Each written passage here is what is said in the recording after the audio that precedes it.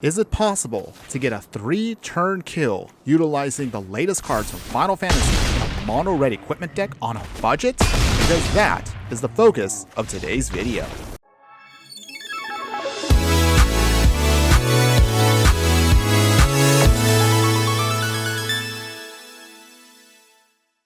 Hello my fiery friends, the Infernoman here with the hottest in budget deck technology. And for today's deck tech, we are continuing our deep dive into the Final Fantasy set, and to be perfectly honest, this set brought a lot of equipment support. So much so that we actually have just enough cards in this set to actually put together a functional mono red build. That is awesome! That's right. So without further ado, join me today in the Pioneer format for a deck that I am simply calling Swing and Fling.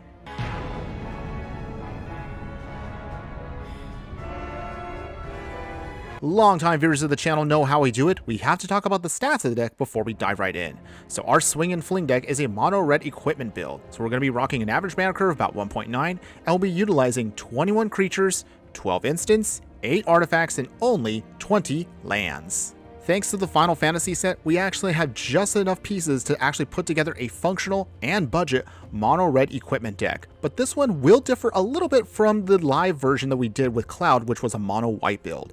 Instead, in this one, a couple of key creatures in red allow us to cheat some of our biggest and most powerful equipment onto them for practically nothing.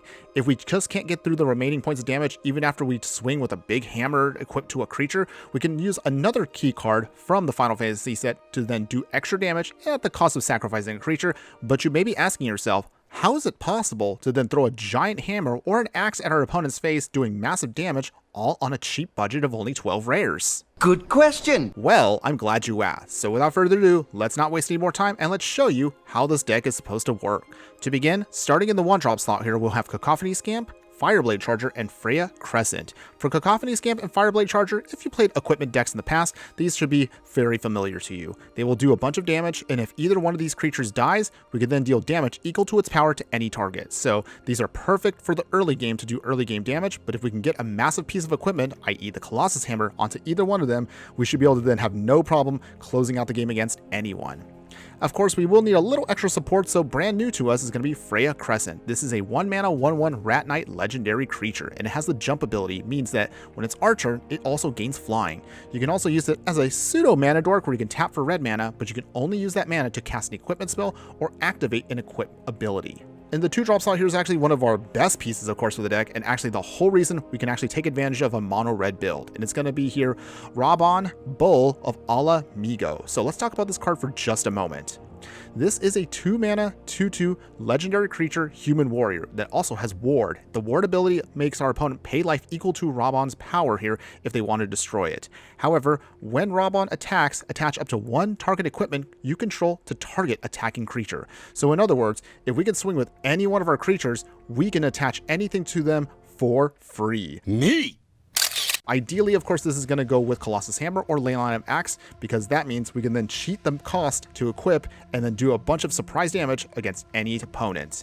We will need a little extra support on top of that here, so thanks to another card from the Final Fantasy set, we also have here Firion, Wild Rose Warrior. So let's also talk about him for just a moment. This Rose Warrior is a 3-mana 3/3 human rebel warrior legendary creature that says, equipped creatures you control have haste. And it says whenever a non-token equipment you control enters, create a token that's a copy of it, except it has this equipment's equipped abilities are 2 less to activate.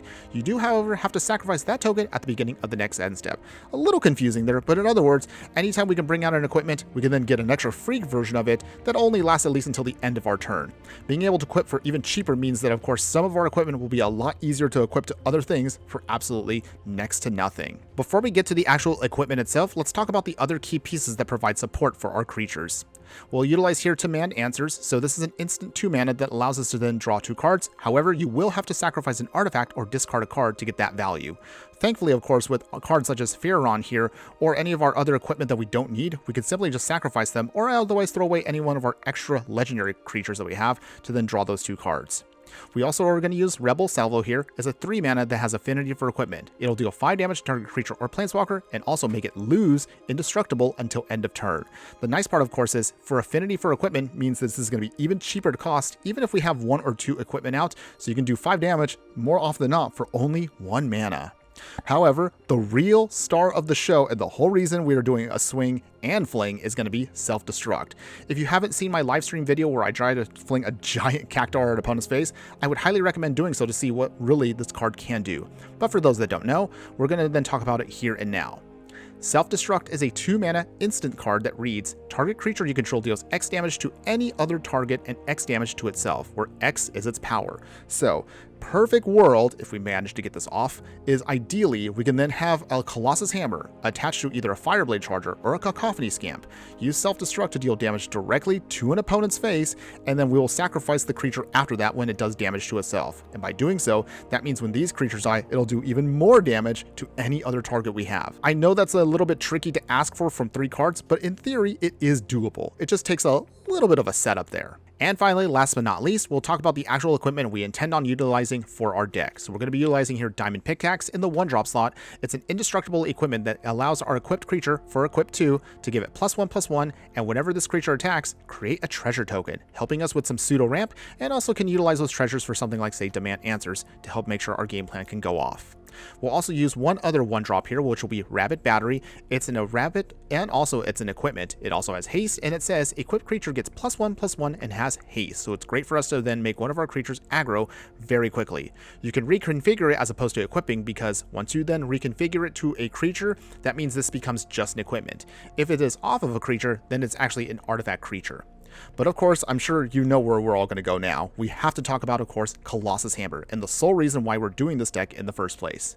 Colossus Hammer is a 1-mana artifact equipment that gives an equipped creature +10/+10. Of course, they will lose flying, and of course, in order to equip it, you will have to pay 8. But we actually don't want to have to pay the 8. Ideally, you want to take advantage of the abilities of cards like Raubahn here to then equip it for absolutely free to any one of our creatures. So that's how we're going to try to take advantage of our game plan here. And then finally, if we can get this in the opening hand, Leyline Axe is also a sweet card for us. This is a 4-mana equipment that reads, if this card is in your opening hand, you may begin the game with it on the battlefield, allowing us to put it onto the field for free. Then of course, equipped creature will get +1/+1 and double strike and trample. If you have to equip it, it's going to cost you 3, but usually you can equip it by turn 2 if this is in your opening hand. As far as your mana base is concerned, it's as simple as can be today. All we're just asking you to do is utilize 20 mountains, no muss, no fuss. And of course, for those of you who are interested in taking this into best of 3, here's what I would recommend for you for your sideboard. So we're going to have an entire set of Mirran Banesplitter here, which may look a little strange, but hear me out here for just a moment. Mirran Banesplitter here is a flash-enabled equipment, so that means when this enters, you can attach it immediately to a creature we control. Ideally, if this can come out and you say have Firion out, this is actually pretty sweet because he will make an extra copy of it, and you can immediately attach that copy to another creature. So in theory, you can actually do +4/+0 pump to any one of our creatures. You can also equip it for 3, but usually you won't have to. You want to try to utilize this as a combat trick. We'll also utilize here Renegade Tactics, which means target creature can't block for a turn, and we can also draw a card. Great for forcing out against certain cards we actually don't want to deal combat damage to, so this is actually a great card to then get those out of the way. If we want to make sure we have some life gain and drain to stabilize a little stronger, we also have Basilisk's Collar here, gives one of our creatures Death Touch and Lifelink, which is also sweet for us. For again, artifact hate and also maybe some light creature damage, we can also utilize copies of Abrade. If we want to be more evasive, you'll have a copy of Aeronaut Wings, which gives one of our creatures +1/+0 and flying. Swiftfoot Boots for more protection, gives one of our creatures hexproof and haste, and you only have to equip it for 1. If we want to ensure that we can also do damage no matter what to our opponent, Call in a Professional here is an instant speed for 3 mana. Players can't gain life for a turn, and also damage cannot be prevented. You'll deal 3 damage to any target you like. And finally, to finish it all off, if you need just a big beater, we'll also have here Oxida Finisher. It's a 7-mana Ogre Rebel. It's a 7/5, and it also has Trample, but it also has Affinity for equipments. So you can actually make this cheaper and cheaper into the late game for pretty much only 2 mana if you manage to get enough equipment out on the battlefield. Now with the deck tech portion out of the way, here are the tips and tricks I can give you to get the most value out of this deck. So I'm just actually going to be honest with you. Perfect world. We're talking like if everything, the stars align, and everything's right where it wants to be, you want to have ideally down Cacophony Scamp on turn 1. Get down Raubahn on turn 2. Get down Colossus Hammer on turn 3. So this way, when both Raubahn and Cacophony Scamp swing, you can attach the Colossus Hammer with Raubahn's ability to the Scamp.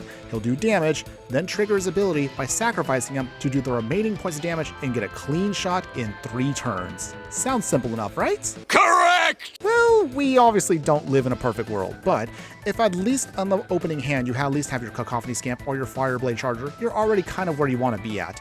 Even if you get Freya in the opening hand, that's fine too if you have other equipment that you can then add to it, utilizing it as a mana dork.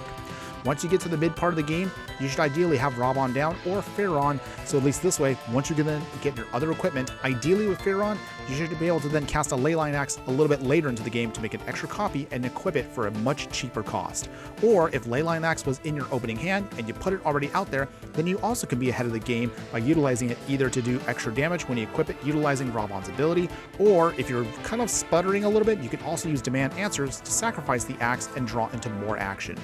Either way, you want one of your two key pieces to start swinging at your opponent as fast as you can.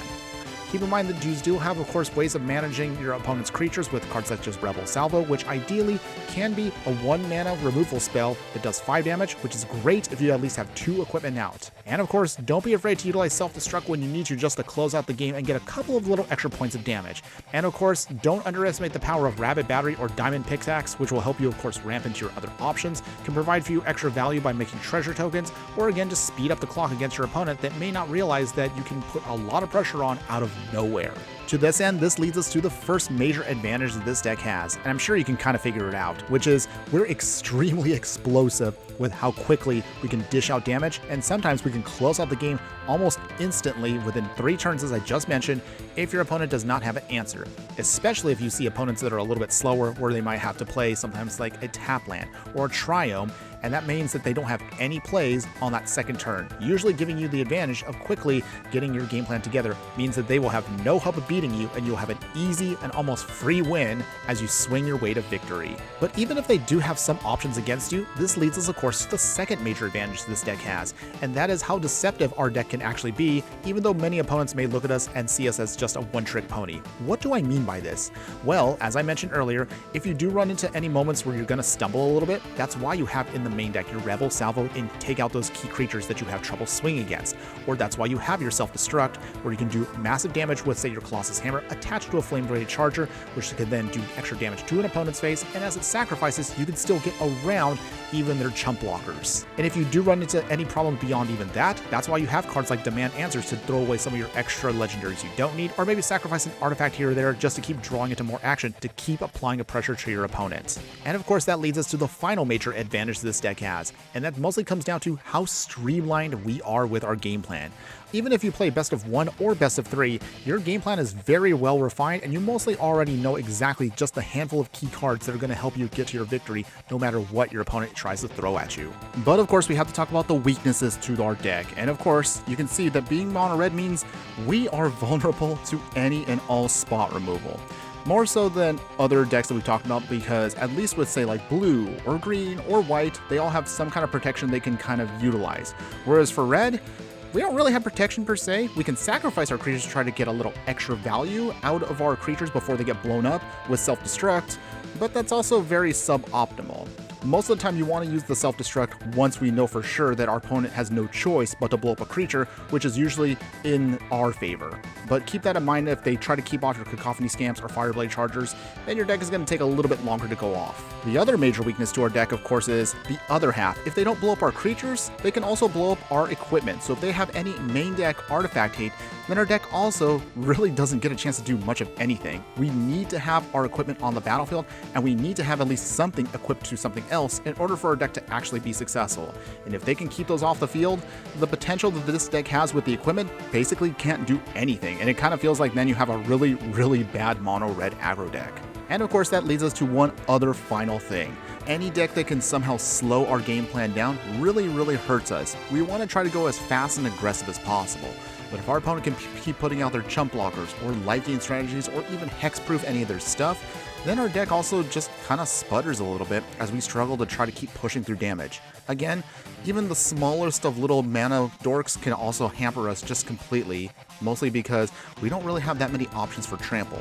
Don't get me wrong, the axe can get us through, but if we take our time too long to try to attach it to anything, then we just cannot push those final points of damage through. And yet, despite all that, if you're still interested in this equipment deck, and maybe you do want to invest a couple more rares and mythics into it, if you made it this far into the video, thanks again for hanging in there because you are my true fiery friends. And in just a moment, I'm about to show you how you can take this deck to the next level. But before we continue, if you do like any of the content that I do, please like, follow, and subscribe wherever you watch the content. You can support me monthly for a small amount on Patreon, where I have all of my extended bonus footage posted. We also have a Redbubble spot where you can buy merch like stickers and shirts, or for free, all you can just do also is just join our growing community on Discord. Your support helps keep this channel going. All links are in the details below. Now, as far as upgrades are concerned, here's what I would recommend for you to get more value out of the deck. So, thankfully, the main part of the deck actually doesn't need any real changing to. We're going to get rid of our axe there, and we're going to add in another hammer, so we'll have a lot more consistency here. But the reason for that is also, we'll then start making room for actually better lands. Again, the deck is already kind of refined as is, so you don't really need to change much there, but the lands are going to be just a nice bonus for you. So with the extra tokens that you can make with Firion here, you can use Fountain Port here to then use them to sacrifice and draw some cards if the game does go long. Sokas and Crucible Defines is mostly just a free roll for us. It'll help us create some spirit tokens in a pinch if we need to just chump block for a bit, or if we just need to attach equipment to other creatures. Den of the Bugbear here, if everything goes completely down south, we can utilize this as our creature land and just start going wide and making a bunch of extra tokens to provide us some more defense. And then finally, if we just want to push through a little bit more damage, we also will use a single copy of Castle Embereth here to pump up all of our creatures for an extra +1/+0. As far as the sideboard is concerned, we're going to be completely overhauling the whole thing. We'll only have a couple of cards left over from the budget version. You'll obviously want to keep Sillier Braids because they're still solid for you, and keep your single copy of Swiftfoot Boots here just to hedge your bets. But everything else, however, will be a lot different, mostly just because there might be some matches where you might want very specific equipment for very specific matchups. So against sacrifice decks, you can throw in Chainsaw here. Whenever one or more creatures dies, you can put a rev counter on the equipment, and then that means when you equip this for 3, you also can get a +X/+0 pump where X is the number of rev counters on the equipment. Tor Elf God of Fury here can either be an equipment for us, or it can actually just be a legendary god with Trample here. Anytime we deal excess damage to anything that's non-combat damage, the excess can then go to any other target. So this can kind of spill out, if you will, some other stuff with, say, Chainsaws and a Braids to then just kind of give us a little bit of a pseudo-wrath, if you will. We'll also now add in a single copy of Dragon Wing Glider here. It gives, of course, a token with the Rebel with the 4 mirrored in ability. However, it will give one of our equipped creatures +2/+2 and flying and haste. Again, this is mostly for those matchups where things get dragged out and the board gets gummed up, so you can put a flyer out there to help you just swing away and over around your opponent's creatures. For life gain, we'll now upgrade into Shadow Spear here, gives our creature +1/++, and also Trample and Lifelink. Also, its secondary ability is also just oh so sweet, with its ability to turn off our opponent's hexproof and indestructible abilities until end of turn. Roiling Vortex also helps solve one of our other major problems, which is just dealing with any life gain shenanigans here. So with this out, we can then turn them off, and if our opponent tries to get cheeky with free spells, we can literally just ping them for 5 points of damage. We'll also add in now a single copy of Buster Sword here, not for any real reason, but again, for those slower games where you just want to get much more stronger equipment to help us again draw some cards and cast spells for free. And speaking of extra swords for you, it's going to be a little hodgepodge here, just depending on whatever your opponent is throwing at you. So you can use Sword of Forge and Frontier here to give your creature protection from red and green. Keep in mind, if you do have this on a creature, your spells that you might want to use, such as self-destruct and whatnot, cannot be targeting the creature, so be aware that this is mostly going to be against mirror matches. However, we'll also utilize Sword of Once and Future here. This gives our creature +2/+2 and protection from blue and black, great against control decks out there. And then finally, to hedge our bets against anything else, to cast a catch-all, Sword of Wealth and Power here gives also another +2/+2, but it gives us protection from instants and from sorceries. If we can deal combat damage, we can also get a treasure token out of the deal. And whenever we cast our next instant or sorcery spell, we can also copy that and then choose new targets for the copy. But with that all out of the way, here are my final thoughts that I now want to give on the deck. Mono Red finally has a way to shine with just its own color, utilizing equipment instead of having to go into the tried and true method of Boros. It's nice to see a little bit more diversity with this deck archetype. But if I were to put this another way, if you're a fan of explosive, fast aggro decks, if you're a fan of equipment style decks, and if you're a fan of an equipment deck that not only is capable of getting a 3-turn kill, but also can play the long game, then I would definitely say, give this deck a try. And I assure you, whether you manage to do massive damage using a Colossus Hammer on a small creature, or you just fling them for massive damage to their face, you're going to have a lot of fun doing so, and you'll be very surprised at how you can pull it off on today's budget. And whichever route you take to get that damage in to get to your victory, I assure you, you will definitely not be disappointed. That's all I have for you today. Thanks again for watching, everyone, and just remember that no matter what you do play in the game of life, always be sure to burn bright. Later!